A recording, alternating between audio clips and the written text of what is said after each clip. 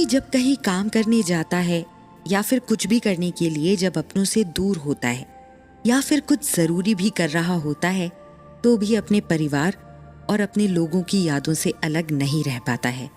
ये लगाव या मोह एक समय के बाद उस इंसान का खुद ही दुश्मन बन जाता है और इस बात का हमें पता भी नहीं चलता है। कृष्ण और उनके कुछ शिष्य जो आगे चलकर युद्ध में जाने वाले थे और आगे पढ़ाई के लिए जाने वाले थे, वो सब आपस में बात कर रहे थे।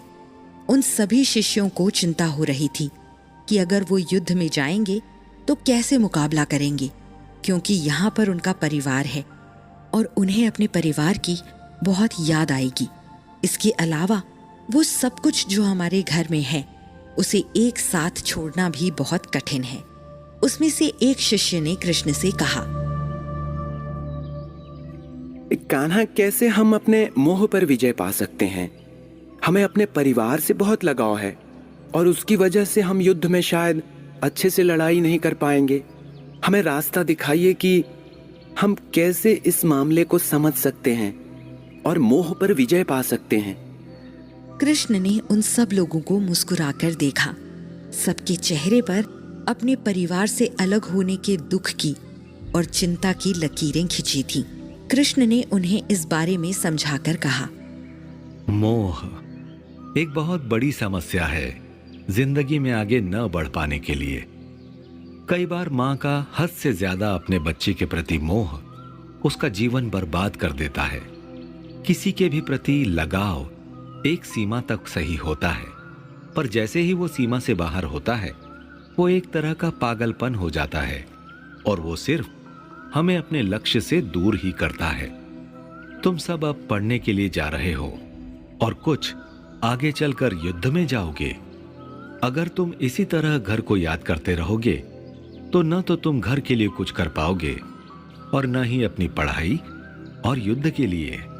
कृष्ण थोड़ी गंभीरता और कठोर शब्दों में ये बात आज कह रहे थे।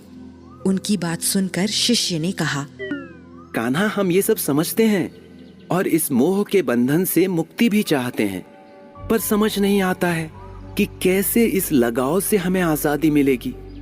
अगर हमने अपने आप को लगाव के जाल से दूर नहीं किया तो हम खुद को खुद ही बर्बाद कर लेंगे। मोह से बचने के लिए हमें क्या तरीके अपनाने चाहिए? सबसे पहले ये सोचो कि जब माँ बाप को तुम याद कर रहे हो, अगर उन्हें यह पता चलेगा कि उन्हें याद करते हुए तुमने अपना काम बिगाड़ लिया है, तो क्या वो इस बात से खुश होंगे? इसलिए जिन्हें तुम याद कर रहे हो उनके बारे में सोचो कि उन्हें कैसा महसूस होगा। इसके अलावा एक बात जो बड़े बुजुर्ग हमेशा कहते हैं वो ये कि इस दुनिया में आप कुछ लेकर नहीं आए थे और कोई भी आपका नातेदार नहीं है। जिनके लगाव को लेकर तुम अपना जीवन खराब कर रहे हो वो तो असल में आपके जीवन में एक दिन कुछ भी नहीं होंगे। जो आप कह रहे हैं, अगर हम वैसा करने लगेंगे तो हमारे माँ पिता को लगेगा कि हमें उनकी परवाह ही नहीं है। हमें ऐसा तरीका जानना है जिससे हम लगाव से मुक्ति भी पालें और हमारे परिवार के लोगों को भी बुरा महसूस ना हो। इस बारे में कोई रास्ता दिखाइए। बहुत अच्छा सवाल किया है तुमने। इसके लिए सबसे पहले ये स्वीकार करो कि तुम इस दुनिया में अकेले ही रहने वाले हो और जिनसे तुम्हें लगाव होना चाहिए वो सिर्फ तुम्हारे माँ बाप हैं, पर वो भी सिर्फ एक जरिया हैं तुम्हें इस दुनिया में लाने का। उनसे लगाव रखना है पर अपना काम बिगाड़ कर नहीं। इसके बाद अपने भावों को देखो कि कहीं तुम्हें किस समय और क्यों किसी की याद आती है या फिर वो लगाव क्यों महसूस होता है। हर लगाव के पीछे एक वजह होती है। जब तुम्हें वो वजह पता चल जाएगी तो अपने आप पर तुम इस लगाव को सामान्य कर लोगे। सबसे पहले इस बात को समझना होगा कि किसी को याद करना बुरा नहीं है, पर जरूरत से ज्यादा याद करना खतरनाक है। इसके बाद तुम्हें अपने मन को काबू में करना सीखना होगा। दुनिया के किसी भी काम को करने के लिए मन का काबू में होना सबसे जरूरी है। अपने परिवार या प्रेमी के प्रति बहुत ज्यादा सोचने की भी जरूरत नहीं है, क्योंकि जो सच में आपका है वो हमेशा आपका ही रहेगा। उसके बारे में सोचकर समय बर्बाद करने की जरूरत नहीं है। दूसरा तरीका है कि आप अपने लोगों के प्रति जो भी उम्मीदें हैं उन्हें खत्म करें। जब भी हम किसी से उम्मीद करते हैं तो हमें उससे जुड़ी हुई बातें भी याद आती हैं। उसका लगाव भी इसीलिए महसूस होता है। जब किसी से कोई उम्मीद ही नहीं होगी तो लगाव भी ज्यादा नहीं होगा। मोह या लगाव से मुक्त होने का मतलब ये नहीं है कि आप निर्दयी या निर्मोही हो जाएं। इसका मतलब है कि जितनी जरूरत उतना ही लगाव रखें। ये सब करते हुए आपको रोज ध्यान करना नहीं भूलना है।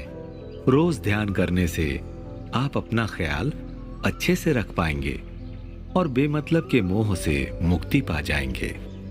मैं जो भी कह रहा हूं ये इतना आसान नहीं है, पर रोज अभ्यास करने से और अपने ऊपर अच्छे से ध्यान देने से तुम जरूर मोह के बंधन से मुक्ति पा सकते हो। कृष्णा की बातें उन शिष्यों को काफी हद तक समझ आ गई थी।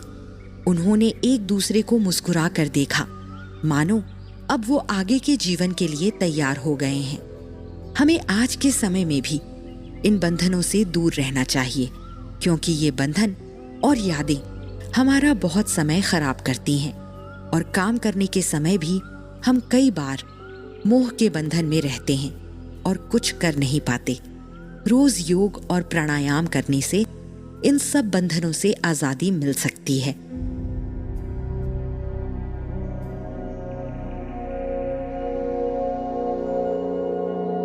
कृष्णा ने अपने जीवन और अपने ज्ञान के जरिए हमें अच्छी जिंदगी जीने का रास्ता दिखाया है। श्री कृष्ण इंसानों के जीवन में आने वाली समस्याओं के बारे में जानते थे, इसीलिए उन्होंने सारे उपाय खोज रखे थे। अगर कृष्णा के बताए रास्ते पर हम चलते हैं तो जिंदगी में बहुत कम मुसीबतों का सामना करना पड़ेगा। जीवन खुशहाल और बेहतर हो सकता है। उनकी नियमों को मानने से जीवन में संतुलन आ सकता है, जो आजकल बहुत मुश्किल सा होता है। तो कृष्णा के बताए रास्ते पर चलते रहिए और यकीन मानिए, सब बेहतर होगा।